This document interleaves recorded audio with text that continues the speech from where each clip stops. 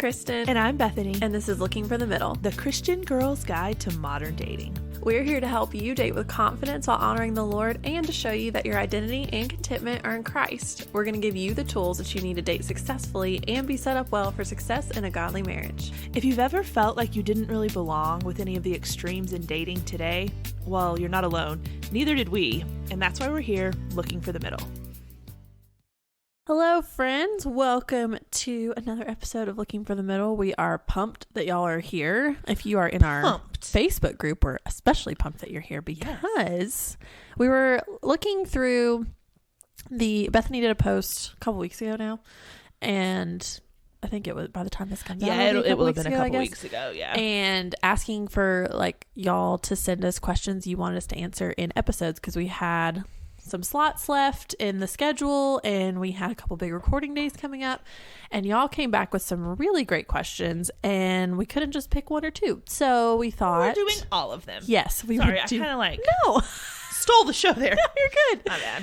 No, we're gonna do all of them. Working on that and failing miserably. No, it's fine. I try not to interrupt sometimes. There is grace. Thank you. You're welcome. So this week and next week we're answering all the Facebook questions that came in on that post. There was one or two I think we're not going to answer because we've already done episodes, so we didn't want to be super repetitive, but we can mention them. Yes, the episodes. So yeah, if you we can. Don't hear yours, answer. So yeah, we can do that, but it's going to be a grand old time. It'll be like a CouchCast on steroids. Ooh, maybe that's what we should call the episode. Ooh, CouchCast on steroids, part 1. I don't know. Why not? All right, real quick. Well, here, do you want to do all the housekeeping? I can, yeah. Okay, yeah, you go for it. Okay, so normal stuff here at the top of the episode. If you don't follow us on social media, make sure you go do that. Our Instagram is LFTM_podcast, and that's really where we're the most active. So go follow us there, hang out with us. It's a good old time with that. We also, as Kristen kind of alluded to, have our new Facebook group. Actually, I don't know if we can keep saying new. It's still kind of new. It's still kind of new. It's new to this season.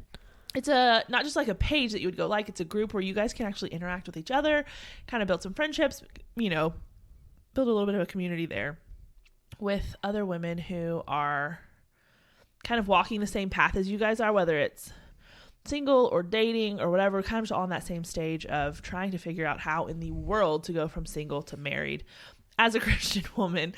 And so that's there. It's it's like a smaller group. It's a little more intimate. It's a little more personal. So head over to Facebook. It's LFTM Community is the name of the group. It's public in that you can see it, but it's private in that you have to request to be added. And I try to get on there a couple times a day and just add people as they request. So go do that. If you want to, you don't have to do all of that searching. Wait until tomorrow when the newsletter comes out, and there will be a big old button in there that'll just sign you right up. Did you sound like you said a big old butt in there, but you said button. Button. A big old button in there. And you can just sign up. These that southern way. Accents will get you in trouble every now and then. You in trouble. That's funny. So anyway, yes, go check those things out. I think that's enough housekeeping for today, though. So Kristen, yes, what is our question of the day? I think you thought of this one by yourself. I did. So when this comes out, we'll be like a few days out from my birthday. So what do you have any birthday traditions? Oh, this one's tough. I'm not a big birthday person. I know you're not. And so, I mean, really for my birthday every year, we normally just go out to dinner with family, or have family over and cook out or something. And that's how I like it. I don't Nothing like crazy. a big deal out of my birthday. I don't know. I don't mind being the center of attention in a lot of ways, but that, I really don't like it for whatever reason. It's so funny to me. I know. Yeah. It doesn't make sense all the time, but yeah, I'm not a big birthday person. So that's what I do pretty much every year, and I'm very okay with it. Yeah. I like birthdays, but I'm the same way. We go to Olive Garden every year. That's true. You even have the same restaurant. Yes. Mine closed down. It's so sad. We literally sit at the same table. Do you really? They always sit. There's when you walk in and go to the left, there is a little alcove with a long table, and they always, it's a big group of us, so we always sit at the same table, and I get a bunch of breadsticks and salad and pasta and tiramisu. And I feel miserable as soon as I leave. Y'all, when we were in quarantine, because in 2020, we had been quarantined for like a month. Oh, yeah. Not even. I think it was, the middle, like of March. So not even a month. I weeks. was panicking. I'm like, if I cannot get Olive Garden on my birthday. And so we ended up having to get it to go and just went to my grandparents' house. And there were under 10 of us, which was the rule. It had to be less than 10 and whatever. So I roll my eyes at those things now. It's so funny. It's so different. But I still got my tiramisu. There you go. So got to do what you got to do. But yes, I just want to be with people I love. And I do have a work meeting this year, so that's kind of a bummer. But I'm past the point where I can be like, it's my birthday. I'm not going to go work. But I'm like, that kind of sucks. So this will also be my last birthday in my 20s. Oh, which will be I'm not handling it super well. So okay, I tell you this every time. I know 30s are going to be so great. Yeah, but I'm believing it with my head and my heart is not caught up. So that's that. But yes, okay. So let's jump into today's questions. Okay, and topics because they are plural. We have 5 that we're going to do today, and then 5 in the next episode. So. Because you know how we like to split things evenly. So let's just dive in. Okay. First question is, what are your thoughts on dating somebody who is divorced and or has kids? Okay. When you have not been divorced and you do not have kids. Okay. First of all, my thoughts on this have evolved as I've gotten older. Okay. Partly from a practical standpoint in that, like, the older you get, the more likely that's going to be the case. Yeah. Like the more prominent it is in like the people that you're And then, I mean, it meeting. would really, it definitely would like limit a limited pool even more the older you get. Yeah. So that's just from a practical standpoint. It's funny because like I've never been divorced and I don't have kids. So I'm purely speaking from that side of it. But I do think the first thing I would tell someone is know what you believe the biblical grounds for a divorce are before this. And I say it that way specifically because if you aren't sure what you believe about that, and then you start talking to this guy who seems really great and has all this stuff going for him, and then you get more into the details of like what brought all of that about, you might find yourself in a situation that's tough because you were swayed or you weren't solidified in your mind of what you believe. I mean, me personally, I think scripture's clear that there are several allowances for that. I think if there's any sort of adultery, I think if there's abandonment by an unbelieving spouse, then a believer is free to divorce and remarry without any problems. That's my personal thought. I've studied scripture, like, but I know that before I get into a situation of talking to someone who's in that place, so that I can then filter it through that before you even start into anything. Yeah, I would agree. I think even with the kids side of it too, I would say figure out not just what you believe, but like what you're comfortable with before you meet a person who is saying, hey, I'm divorced and I have a daughter, or like even if they're like widowed and they have kids, like, do you want kids instantly as soon as you, and do you want more kids at all? Yeah. That's something you have to talk about. Yeah, exactly. And so I think because it's like Bethany said, as soon as you meet a person, all of your filtering becomes personal because it's attached to another person. It's not, I don't have anybody in mind when I'm deciding what I want, what I'm comfortable with, what I'm open-minded to, what I'm not. And when you start to really like somebody, you may like make decisions with them in mind, and then it's not really what you would say you wanted or what you were comfortable with. And then later on, you can get bitter and resentful towards that person when they did nothing wrong because they were very upfront about, I mean, assuming they've been upfront about all of this with you.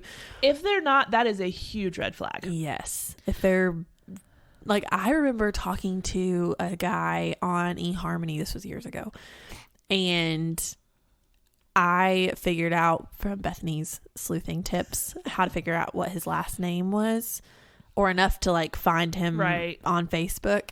And he had been divorced within the last year, and he put that he was, because you put either single, like separated, divorced, widowed, whatever on your eHarmony profile, and he just put that he was single and mentioned nothing about the fact that he was divorced, and it had been within a year. And then I go on his Facebook, I'm like, you had pictures with your profile picture was with your wife 9 months ago. Yeah. And I was like, no, no, thank you. We're moving on. Like the fact, and we had been talking long enough that he could have brought it up. Right. And he didn't. It wasn't like, oh, I messaged him once and he didn't tell me, oh, by the way. Yeah. It's funny. There's a balance there of you want someone to be upfront and honest, and you want them to be forthcoming with their story, basically. Yeah. But at the same time, you don't want them to talk about it all the time. You know, but if they are, I would say, and it's been a really short amount of time like that, I think that's a huge indicator that they're probably not as over it as they want to think they are, which is okay. It just means they probably shouldn't be dating, and you certainly don't have to. No, and you don't want to be the guinea pig for that. No. But all of that to say, I don't think there's anything wrong with dating someone who is divorced and has kids. I also don't think there's anything wrong if you're not comfortable with that. Yeah. That is okay. But then from a practical standpoint, if you are dating someone who's in that situation, as with everything else we say around here, communication is really important. Because this guy, if he is divorced and has kids, he was single at one point. He knows what it's like to be that and to be dating and single and whatever. You, though, don't know what it's like to have been married and have kids if you're not in that same place. If you haven't ever, if you've been married and have kids, then obviously you do. But if you're single and haven't ever been in that place, you don't know what that's like. I don't know what that's like, you know? And so I think you have to be very open about communicating what you're thinking. What does this look like in the future? Like what are they thinking? Like what does life look like if you're moving towards that? And just be open about like, okay, I've never done this before. Like help me out here kind of thing. But yeah, I do think just talking about it, and it's a weird thing sometimes to like that initial conversation. But I think you kind of you have to. Yeah. You can't avoid it forever. You know what I mean? Yeah, exactly. So I do think it's just a matter of being patient too. Mm-hmm. Not necessarily with the person, but with the relationship, and letting it form slowly or get serious slow enough to where both of you are comfortable with it. Because it's not always going to be butterflies and rainbows. You know, there are going to be hard things, but that doesn't mean it's bad. Yeah. It just means it's hard, and you got to talk through stuff, and you got to figure stuff out. So I guess those are my thoughts. Yeah. Okay. What's next? Next question. Moving on. How do you know if you're dealing with gut feelings, doubt, or self-sabotage when you're first getting to know someone? Are we sure I didn't write this question? This is like Bethany to a right? T. Yes. Like, I ask these things all the time. I'm like, is this a big deal? Is it not? Am I sabotaging this? What should I be more sure? I don't know. Like, and my question is like, how do you know? Yeah. So I am with you, girlfriend. I don't remember who put this question, but I relate to this in such a big way. It's not even funny. And unfortunately, I have no idea how you know. Because every single person I ever ask this type of question to says, well, it depends from person to person, which is the stupidest answer I've ever heard in my life, even though they're probably right, because I've taken their advice and it's worked. So I'm going to tell you what they told me, even though it's very unsatisfying. Okay. Does that make sense? Yes. Because I always I'm like, okay, well, here's this issue or that thing or whatever. And how do I know if this is a big deal? And I think we alluded to this or talked about it really briefly in another episode of like, okay, so none of us are looking for someone who's perfect, right? Or we shouldn't be. Yeah. That's an obvious one. But then it's like, okay, so he's not perfect, which means there are going to be problems and issues. how in the world do I know that problem A is a deal breaker, but problem B is one that you should just work through and figure out and like grow through? Like, some things are super obvious deal breakers. Yeah. Everything else is on some like sliding scale. And I like, how do you know? Yeah. And I think I get afraid of like, well, this is forever. And because I can't know the future, then it's like a little intimidating. But I've asked multiple people this, and every single one of them says, well, it just depends on the person. It just depends on what the issue is. But I think you just have to give it time, which is so not helpful, because I'm like, well, I don't want to give something time and get attached and invested, and then this problem that was a problem all along be the reason that it doesn't work out. But I think that's just part of relationships, is kind of what, you know, you kind of get to a point of realizing that you can't know all those things. And we're doing an episode on this soon, and this will be my contribution to it personally, that if you don't ever get past that, I think that's a really good way to end up alone. Yeah. And I'm saying, like, that's my contribution to it, because I am like, I get it. But I think you have to be able to lean into that uncomfortability a little, and just lean into the awkwardness of it a little, and lean into the hard conversations you might have to have with the guy of like, hey, here's a problem in you. You know what I mean? Like, that's not an easy thing to, I don't say it like that, first of all, but like, you kind of have to have those conversations. But at the same time, I feel like for me, and I'll let you talk in a second, I know I'm rambling on forever here. You're good. This is good. A lot of times those insecurities and those doubts and those wonderings and the I'm not sures come back to some place that I am deficient in either praying about things or in my knowledge of scripture, and how I'm applying that to my life. Because we have everything necessary for life and godliness in his word. It is profitable for teaching, for reproof, for correction, for training and right. Like, it is good for all of those things. It is perfect and it's sufficient. And so, I mean, I won't go so far as to say, well, if you're in doubt and you don't know, that means something's wrong in your relationship with the Lord. I'm not saying that. But I do think he gives us wisdom when we ask for it. He gives us clarity. But like, if you're asking God for wisdom, but you've never picked up the Bible, how is he going to give you wisdom? You know what I mean? Like, it's not just this supernatural imposing of zap, now you're wise, according to some arbitrary standard. He gives us wisdom in that we know his word and we know his character and we know how he wants us to live our lives. And so they have to be in tandem. Like, you're digging into the word, you're learning more about God, you're drawing closer to him, and he will give you wisdom and clarity and how to apply that to your life and how to make decisions in your relationships. Yeah, that's good. Amen to all those. No, I think that's really good. I think the first thing I thought was the fact that for the longest time, I had the assumption that all deal breakers were going to be like instantly identifiable. And that's just not the case. Sometimes it takes a pattern. Like, you have to see it. True. And so I think that was a not true assumption that I held on to for a while.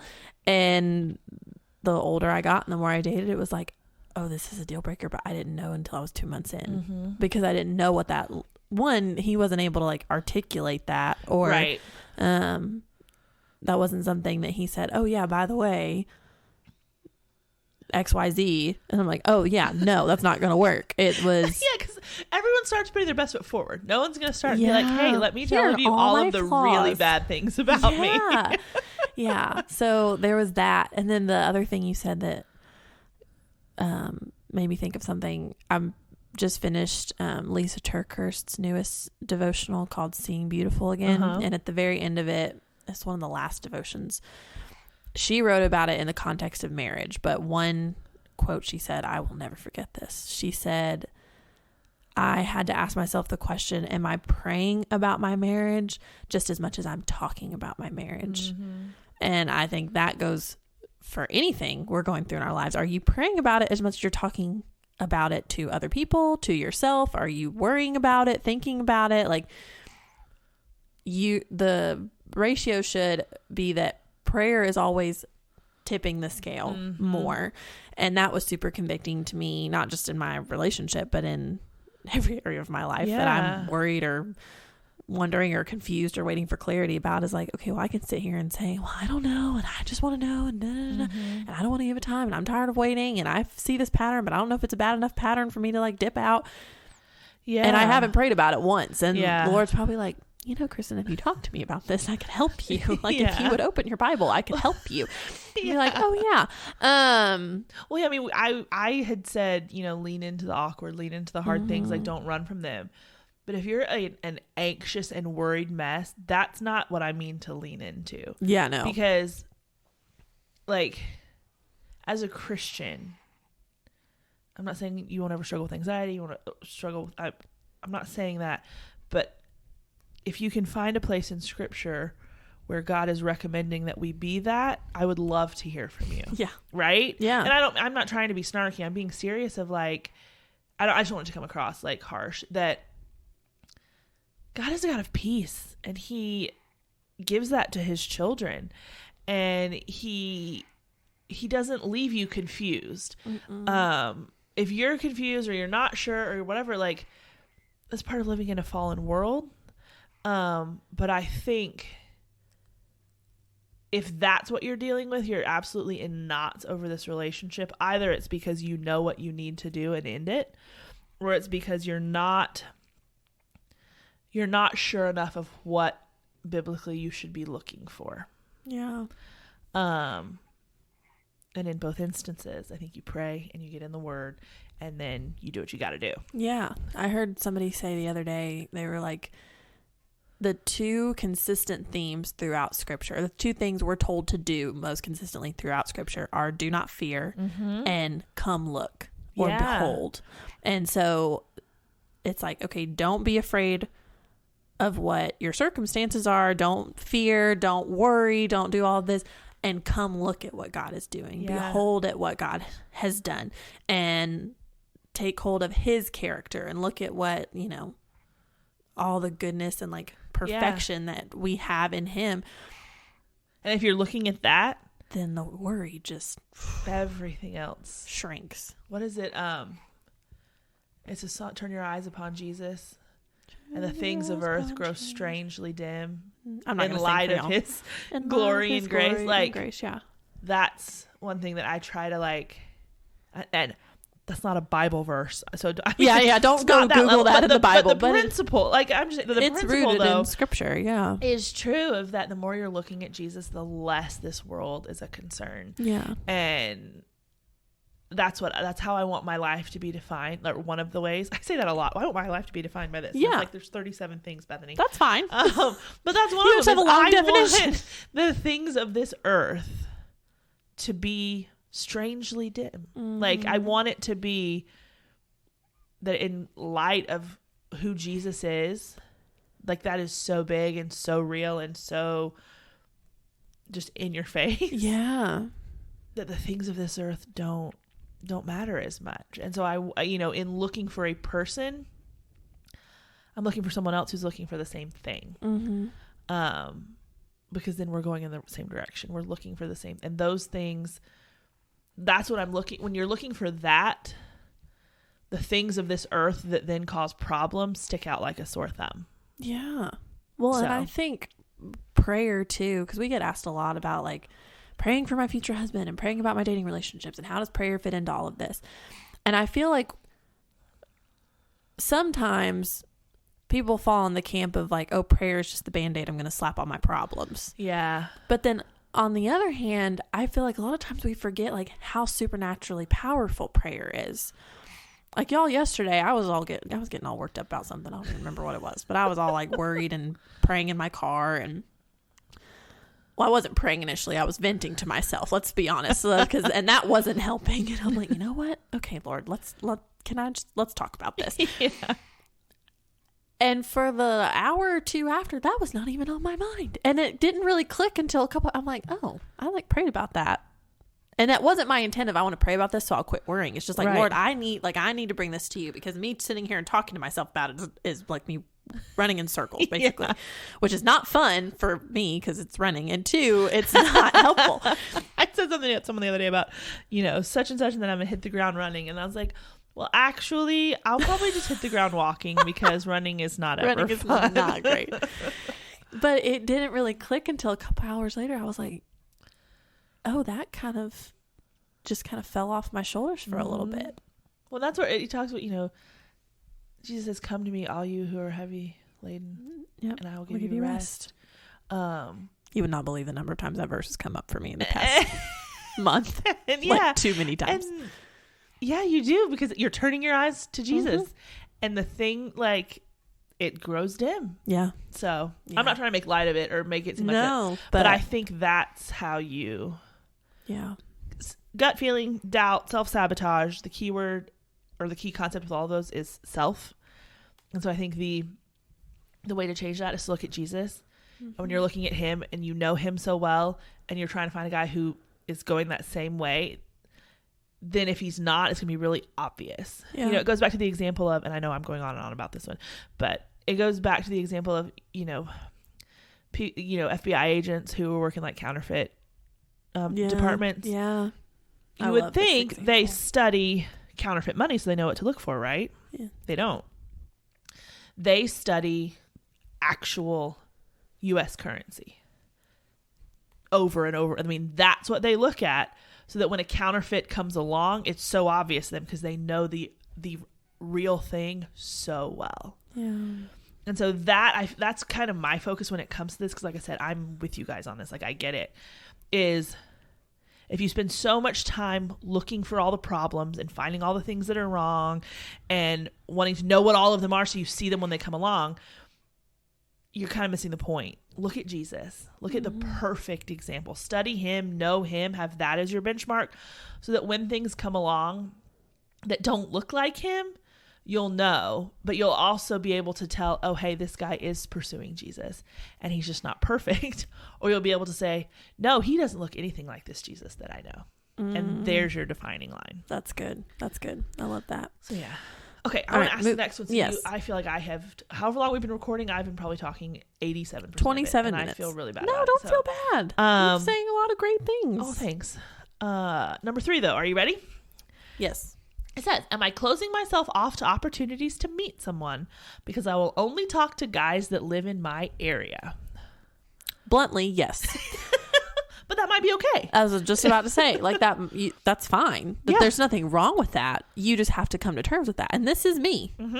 Like, That's probably why I wanted to ask it. I was like, Kristen can answer this one So for sure. whenever I did online dating, my distance circle was very small. Like, Bethany's like, anywhere in the country. And I'm like, anywhere in North Georgia. I wasn't that bad. I did for a little bit just to see. Yeah. And it was very depressing. And so we went out a little bit further. But I think, yes, you're limiting. You are. Like, you're just, I mean, that's just common sense. You're limiting your pool to where you are. But if that's important to you, fine. One caveat I will give you is that just because he lives in your area now does not mean he always will. Very true. So I think, like, I mean, you hear of all these couples who, like, they get married and they live in their town for a little while and then he gets transferred in his job and you're like, oh, now we're moving. But we met and lived 15 minutes apart from each other the whole time we dated or whatever. And then you move. Or you could date somebody who lives in another state and he has a work from home job and he could move here. I'm not saying that's going to happen. But I think my question is, why do you only want to meet people who live in your area? Is it just, if it's just because you don't want to date long distance, but you're willing to move, or if you're willing to look for somebody who's willing to move, that would be something I would ask you to reconsider, because dating is very temporary. Yep. Now it may last a little longer because you're long distance, but it's still temporary. But if you're not wanting to look outside of your area because you don't want to move, that's fine. but it's not a guarantee. It's not a guarantee, and you are going to limit your pool. But if you're okay with that, that's fine. Like, this isn't a right or wrong issue. I don't. This isn't like oh, how dare you not look at people 3 states over. But, and we've talked before, I don't know how many times, of like, you really need to think about if you are going to look far away and like really extend your boundaries, especially with online dating, because that's probably when you're going to meet somebody that doesn't live near you. But are you willing to put in the work and the commitment that goes into a long distance relationship? And if you're not sure, don't. Yes. Don't start talking to somebody who lives in Montana and you live in Florida, and then 3 months and you're like, I just don't think I want to date long distance. No, you just wasted that person's time, and that is rude. And it's inconsiderate. I'm sorry.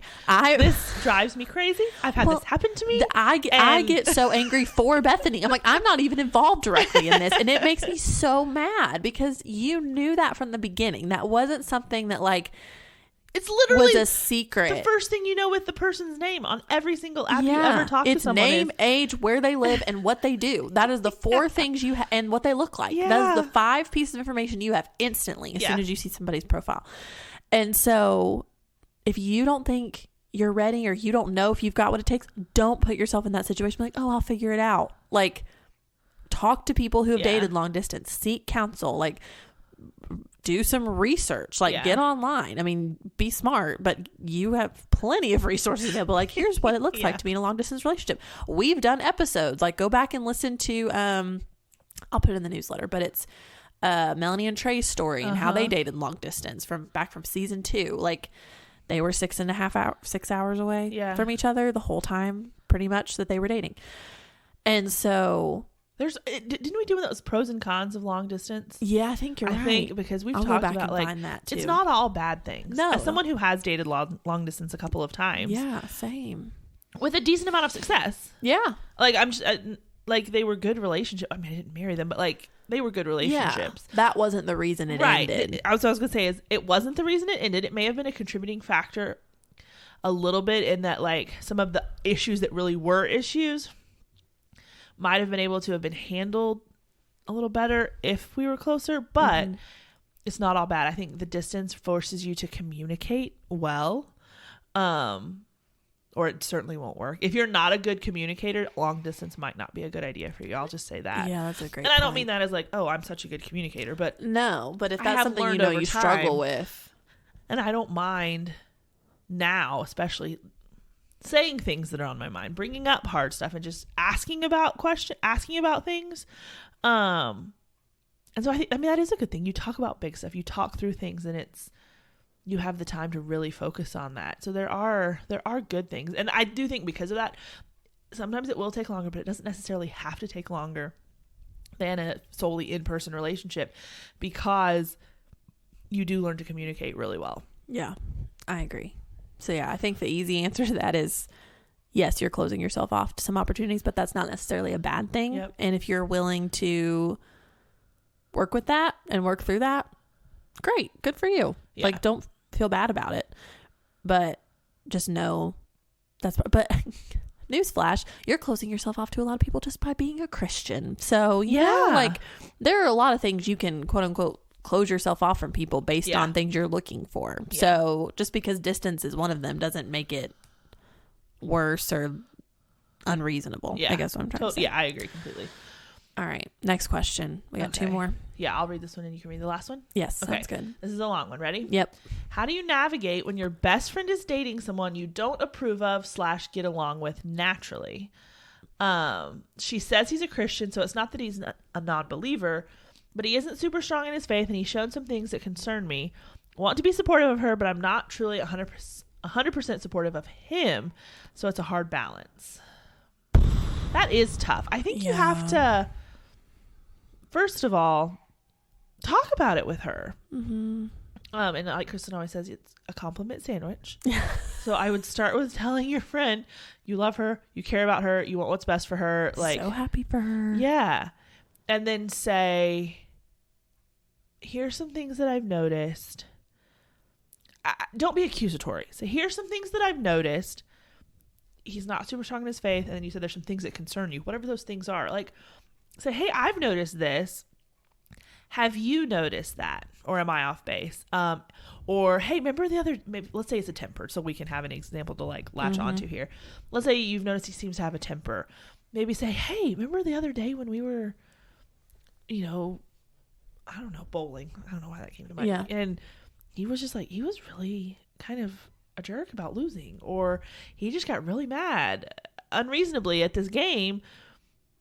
Does that happen regularly, or is that just like a one-time thing? Yeah. Like, come at it from the standpoint, you've noticed things that concern you, but you're not like 100% in their relationship all the time. Right. So ask questions and gather information first. And then based off of her responses, and also based off if you spend more time around the guy, you'll kind of pick up on stuff too.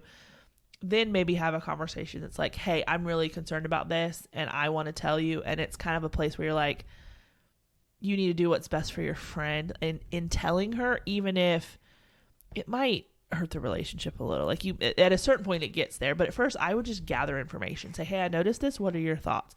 Or, hey, I noticed this. Is it always like this? Yeah. Or you're different. You know, that may be a telltale thing too. Yeah. So I think you, at some point though, you may get to a point where you say, okay, look, I'm so happy for you that you're happy, but I just can't be on board 100% with this relationship. But that doesn't mean you can't still be her friend. Yeah, that's true. And I think it's important too, when you, like Bethany was saying, you don't come in with like an accusatory tone, but you come in like, you need to have some specific examples. You don't need to list all of them at once. But write stuff down. I found in these conversations, when I have to have a hard conversation with someone beforehand, I'm like, oh, I'm going to talk about this, and I'm going to talk about that, and I'm going to say this, and I'm going to say that. And then I get there, and I'm like, what was I going to say again? What's the problem even here? Like, why are we having this conversation? And then afterwards, I'm like, well, why didn't I mention this? And why didn't I say that? And whatever. Like, write the things down as you think of them. Go in prepared. Yeah, and go in and just, like Bethany said, if it's a temper, you know, I've kind of noticed or it seems like he might have a temper, like, and give one example. If she asks for more, you can be prepared to give more, so it's not just a one-off thing. But don't be like, because last Tuesday he did this, and then yesterday he did this, and then 3 weeks ago I saw him do this. And like, you don't want to come in like a lawyer, like, here's my case, let me present my, you know, don't put her on the closing defensive. argument. Yeah. But at the same time, like, have examples and come at it from a standpoint of you're trying to understand. Like, obviously you don't want to be right. Exactly. And that's something you say, like, look, I don't want to be right about this. I hope that I'm either just misreading things or I just don't have enough context into the relationship. These are just some things I have noticed. And because I'm your friend and I care about you, I wouldn't feel good about not saying anything. And if I'm wrong or off base, great. Like, that's fine. I would love to be. And, or if it's something that you've noticed and you just didn't want to say anything and you want to talk about it, we can do that. Yeah. And that's what, when people have brought up things to me with someone I'm dating before, more times than not, my reaction has been, oh, I'm so glad you noticed this too. Because when it's just you in the relationship, you're like, kind of going back to our question a minute ago, am I being too picky? Am I just self-sabotaging this? Is it really this big of a deal? You know, half the time you think it is, half the time you think you're crazy. But when someone from the outside says, hey, I've noticed this, sometimes it's just like this weight off of like, oh my word, I thought I was crazy, or I thought no one noticed, or I thought I was making a big deal out of it. And as the friend, the last thing you want is to not say something and your friend to go move forward in a relationship and then a marriage where if you had just said something, she would have been much better off. Yeah. Does that make sense? Yeah. So, yeah, it is a tough one. And I've been in situations where like somebody close to me dated somebody, had concerns, like more than just me, had concerns were expressed, and they still went forward and married him anyways. And at that point you're like, well, you know what, like, it's in the Lord's hands. I can pray for them. I can still be a friend to this person that is close to me. I can still be kind to their spouse and trust that, you know what, Lord, just because like you want what's best for them more than anybody does. Right. And so I can trust that you're going to take care of this. You're going to take care of them. And I did my job as a friend. And that's something I have a really hard time with, is like, if I feel like I'm right about something and then I say it and then things don't go the way I think they should go after I've expressed it, then I feel frustrated. Like, well, I need to just find another way of saying this. Yeah. I should like, why are you not getting it? Yeah. And it's so obvious to the rest of us. Yeah. It's not my job to make them agree with me. It's right. just my job to voice my concerns. And you're being obedient to the Lord and being a good friend at that point. Exactly. Yeah. So this is a tough one, but don't shy away from those tough conversations, and don't, again, everything you're telling your friend is out of love and out of care for her. And so remind her of that as you're talking through it. Yep. Okay, all right. Last question. No, I'm just kidding. That's the first one for next week. Moving backwards. Okay. When is a good time to bring up counseling when starting to date someone? I have a follow-up question. Okay. Like the fact that they're like the person's in counseling. Okay, that's what I was going to say. Like, you want to bring up that you want to go to counseling with the person you're dating, or when to bring up that you are in counseling? I think she said when to bring up she's in counseling. Okay. I think it was whenever you're comfortable. Yeah. I don't think... with stuff like this, I think you have to kind of think of it from the standpoint of, if the shoe were on the... First of all, there's nothing to be ashamed of about being in counseling. Let me just say that. Like, yeah. But I know there is kind of... You can feel like there's a stigma. There is. You can feel... you feel like there is a little bit. So first of all, it's whenever you're comfortable, but at the same time, if the shoe were on the other foot, think of it from the standpoint of, if you're at a point where if he was in counseling or he was dealing with some issues and whatever it is and hadn't told you, would you feel like he had been a little dishonest or withheld something from you? Yeah. If you're at that point where that would bother you if he hadn't told you, then I think you need to tell him. Yeah. And if you're at that point where you're talking about like your struggles and just different things you're dealing with in life, and like counseling is part of like getting biblical help to deal with those things, if you're at that place but you're not comfortable telling him that, maybe you need to put the brakes on a little. Like, it may, like, I think it may feel, I don't know, at least in my experience, like when I'm uncomfortable talking about things with a guy, but I feel like I should talk, like, it's that we've outpaced where we should be a little bit. Yeah, I think so. It might just be, hey, slow down. Let it be, and then talk about that when you get to that place. But yeah, I think if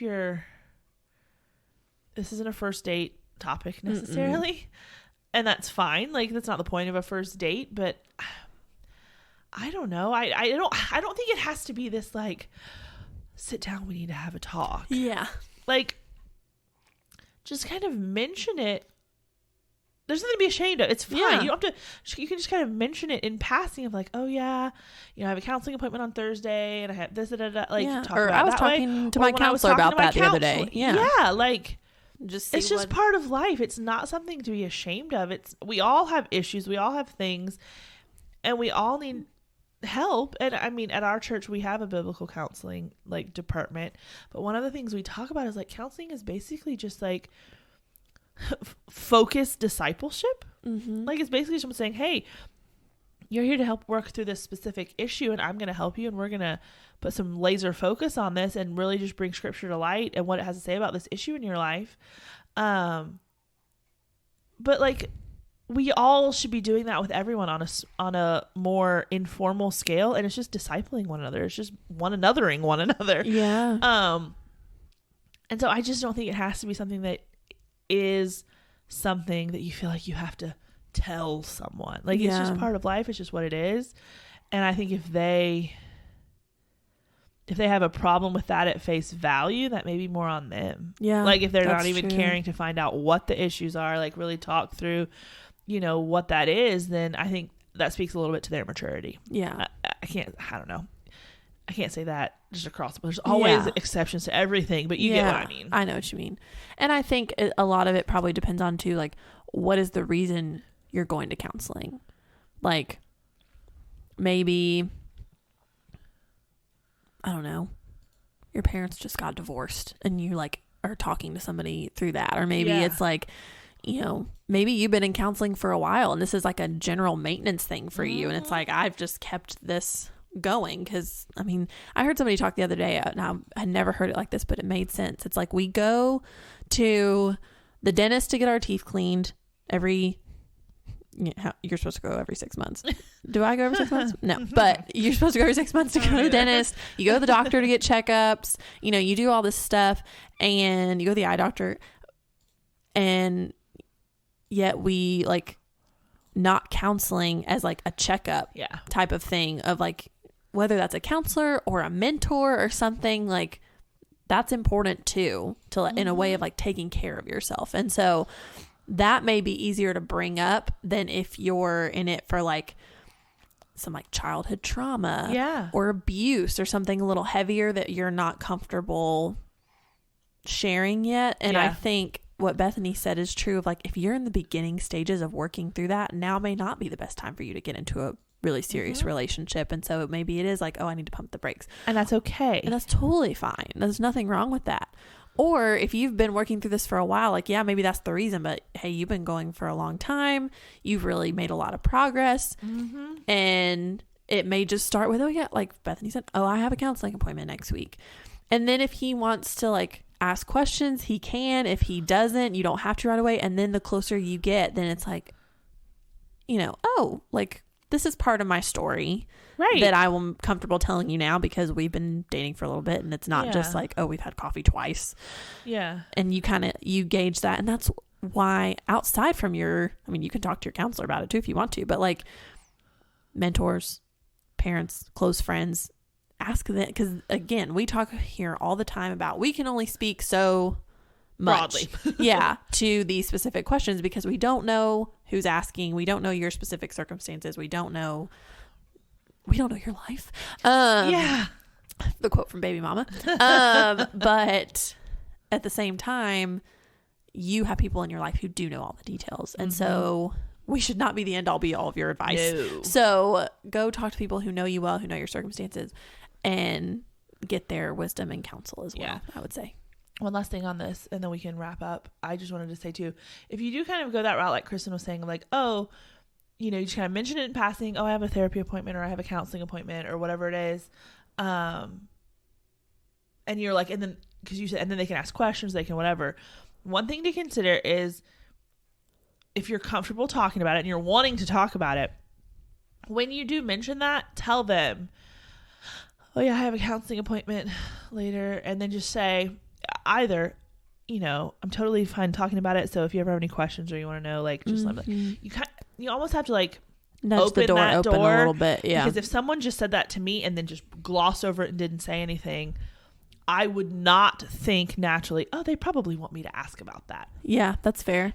And I think as guys, it's probably even more just because that's how they think. So I think almost say, hey, it's fine to talk about. Or if you want them to know that you're in counseling or you're dealing with stuff, but you're not ready to talk about it, I think an easy thing is, oh, I have a counseling appointment later, blah, blah, blah. And then just say, oh, you know, it's not a big deal, but either I just don't want to talk about all the details. It's just a lot. Or, you know, if you want to go the lighter route, say, that's another conversation for another day. Like, I just don't want to get into it all right now. Yeah.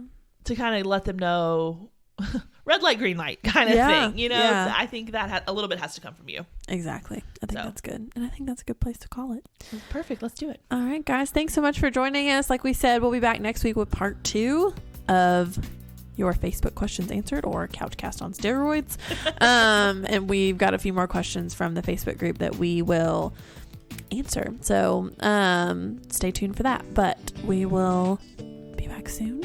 Y'all know we're not going anywhere. Yeah. But until next time, I'm Kristen. And I'm Bethany. And this is Looking for the Middle.